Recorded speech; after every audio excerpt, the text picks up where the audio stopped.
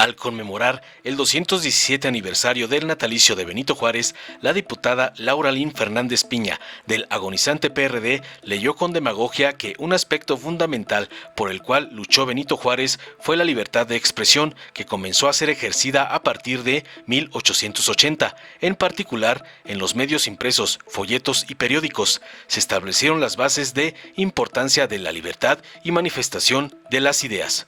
Precisó con hipocresía que lo relevante del proyecto ideológico del siglo XIX, donde Juárez es genuinamente una figura destacada, fue materializar las ideas liberales como libertad de expresión, de creencias religiosas o de tránsito, impartición pronta y expedita de justicia. Refirió que el respeto al derecho ajeno es la paz, se ha repetido una y otra vez durante los gobiernos post-revolucionarios. Hoy más que nunca parece letra muerta, espetó al final, en claro golpeteo hacia el presidente AMLO.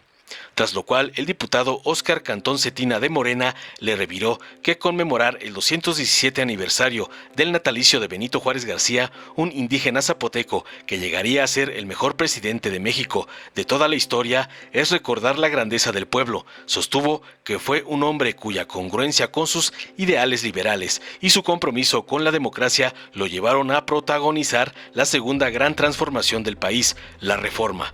Para finalizar, aclarándoles a la escoria de la oposición que no cabe duda que estos del PRD quedaron como un segundón del panismo trasnochado y que no tienen ni idea de lo que dicen en la historia contemporánea. Son hipócritas los reaccionarios de hoy, son exactamente igual que los que enfrentaron a Juárez y hoy enfrentan a Andrés Manuel López Obrador. Terminó contundente. Veamos enseguida cómo la escoria, casi extinta del PRD, es despedazada y barrida por el diputado Óscar Cantón por ser unos lacayos del PAN y del señor X González. Con su venia, señor presidente. La historia oficial es la que menos justicia le hace a Juárez porque lo pone como un santo en ciertos aspectos, pero en otros, que son importantes, se queda en una especie de neblina que obstaculiza la apreciación del panorama. No toma en consideración los dobleces, los matices de ese relevante personaje histórico. El doctor en Historia por la Universidad de Essex, Silvestre Villegas Revueltas, menciona que la historia lo coloca como una pared blanca e inmaculada, pero en realidad tuvo varios grises que son propios de los políticos. Si hoy una persona va de vacaciones y se pregunta ¿cómo le benefician las leyes de reforma? La respuesta es sencilla. Si estuviéramos en un régimen centralista como el de Antonio López de Santa Anna, en la década de los 30, tendría que pedir un pasaporte interno y mostrarlo a la salida de la Ciudad de México, en el estado de Morelos, y así sucesivamente hasta llegar al estado donde se encuentre su lugar de destino. El propugnar por un federalismo y llevar a la realidad sus pensamientos liberales es lo que ahora nos permite hablar de libertades y derechos en el país y en el continente entero. Su patriotismo lo llevó a encabezarlo el gobierno mexicano en tiempos del Imperio francés, gobierno que no abandonó sus ideales de independencia y liberalismo.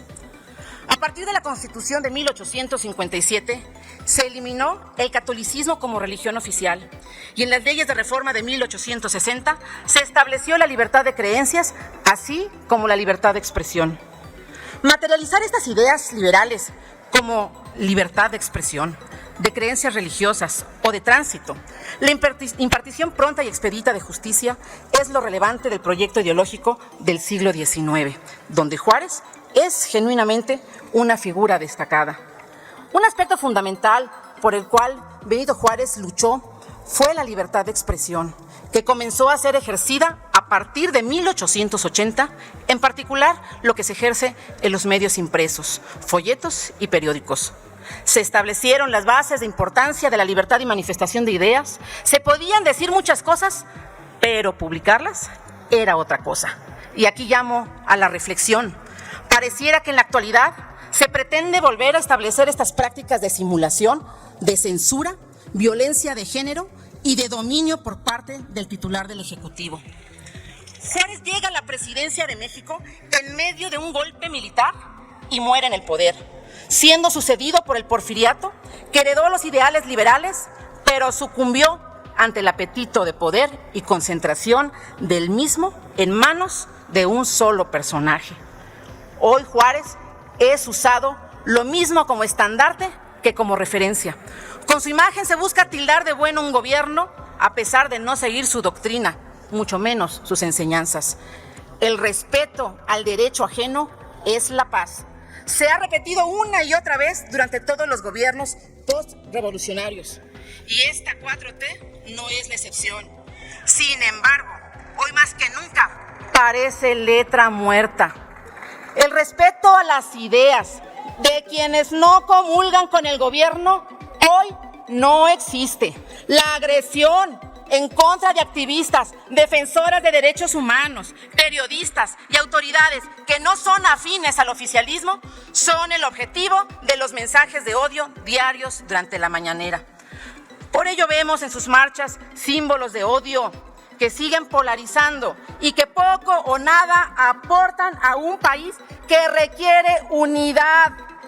Para nada aportan en su desarrollo. Y el linchamiento mediático al que han sujetado a la ministra presidenta Norma Piña es otro ejemplo de ello. El revanchismo que día a día se repite en el show mañanero ha llevado a cuestionarnos si el legado de Juárez sigue presente. Pareciera que solo ha quedado la imagen, sin observar sus contribuciones. Compañeras y compañeros diputados, hablar de Juárez es también reconocer su liderazgo, ese que ya no se ve. Tuvo la gran virtud de rodearse de personas patrióticas, capaces, especializadas que pudieran hacer que el gobierno funcionara a pesar de las adversidades. Personas que muchas veces cuestionaron sus decisiones, incluso la de trasladarse a la frontera con Estados Unidos al gobierno. Se preponderaba la capacidad sobre la lealtad.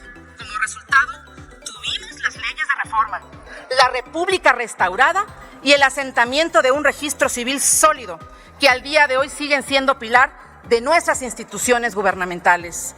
Hoy vemos un gobierno que prefiere la lealtad a la capacidad. Como se mencionó, obediencia ciega. Prefiere corderos que personas que construyan desde el disenso. Prefiere el espejismo de ser dueños de la verdad. Que lo vean desnudo y le digan lo elegante que es su traje.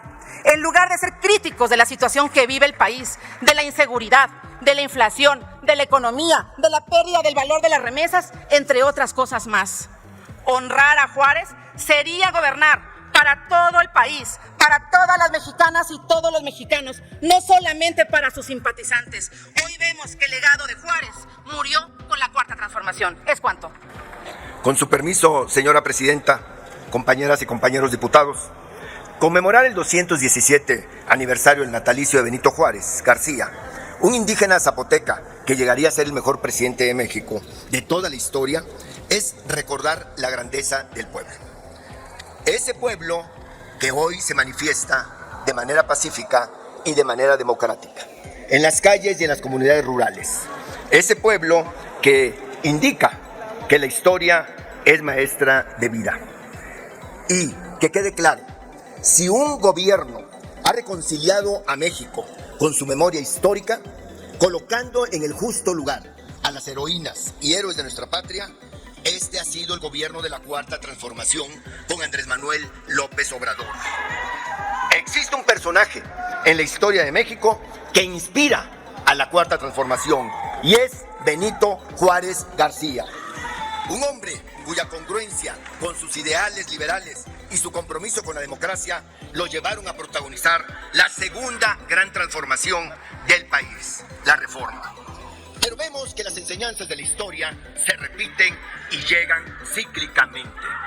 La reacción esa que Benito Juárez dijo que estaba moralmente derrotada, sigue viva, por supuesto, sigue viva y sigue queriendo volver a ese régimen de privilegios y de fueros. Y también las potencias extranjeras, a través de unos senadores republicanos y otras instancias en el país vecino de Estados Unidos, pretenden presionar a nuestro país para que tuerza ese camino que Andrés Manuel López Obrador, acompañado por el pueblo de México, ha dado con dignidad y ha dado con una gran voluntad democrática para luchar por esa soberanía y por esa independencia nacional. Decir que Benito Juárez no era un santo o era un santo? Pero ¿en qué momento se ha dicho eso? No cabe duda que estos del PRD quedaron como un segundón del panismo trasnochado y que no tienen ni idea de lo que dicen en la historia contemporánea. Son hipócritas. Los reaccionarios de hoy son exactamente igual de los que enfrentaron a Benito Juárez García y hoy enfrentan a Andrés Manuel López Obrador. ¿Y por qué?